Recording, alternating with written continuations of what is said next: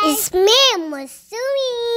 Gumala kami kasama si Ate Yue. Si Ate Yue ang pinsan ko. Kasama namin si Mami at si Daddy. Ito na nga guys. Nang karaan, gusto kong dumaro sa peryahan. Kaya inaya ko si Mami at si Daddy. Pumayad agad sila Mami. At tingnan nyo guys, walang kaibang tao, kami lang. Kami lang kasi masyadong naaga pa. Tingnan nyo, walang ibang tao. At tingnan nyo rin, happy ko, diba? Ito pala guys, peryahan sa Balata. May perya dito kasi besta karaan. May pesta nung karaan. Basta, yun na yun. Pinasama si Ate Yui para maka-enjoy kami. Ang gusto ko sa peryahan ay ito. Dito mismo. Nag-enjoy nga kami kay Ate Yui. Nag-slide, nagtalon-talon. Wala kaming ibang kaagawan dito. Dila si Mami naka-video ng iba namin moment. Basta nag-enjoy kami doon guys. Pagkatapos ng 15 minutes, lumabas na kami. Ang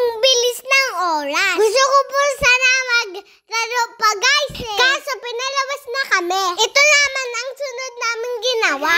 Hagis kami dito ng tagpipiso. Pag nakapasok ang piso doon sa may square, panalo ka na. Tuwang-tuwa kami dito kasi nananalo kami. Yung piso mo, pwede ka manalo. Bawal to sa bata ha. Paknobay ng magulang ang kailangan. Kaya kasama namin si Mami at Daddy. At si Ate Yui din guys, nagkanta din sa may video, okay? At tatang kinanta niya. At ang hirap, napapangga mo ba ako na ako ay masaya kahit ang totoo ay. O diba marunong din ako kumanta? Pero si Ate Yui lang kumanta sa may video, okay? Magra-rides daw kami sa peryahan. Kaso walang tao. Kaya sabi ni Daddy, kumana muna kami. Java rice ang kakainin namin at siomay. Java rice na may siomay. Ang kakainin namin. 40 pesos lang. Sakto,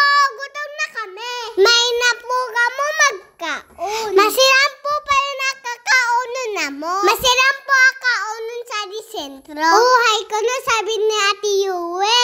O ako man, hello guys. Hello man daw, sabi ni Mami kung magayon. Pero mas magayon pa ako ni Mami. Bumili nga po si Mami ng ganito. Marami nga dito ang mga tinda. Pagkain. Guys, maganda po boses ko pag nagbo-voice over.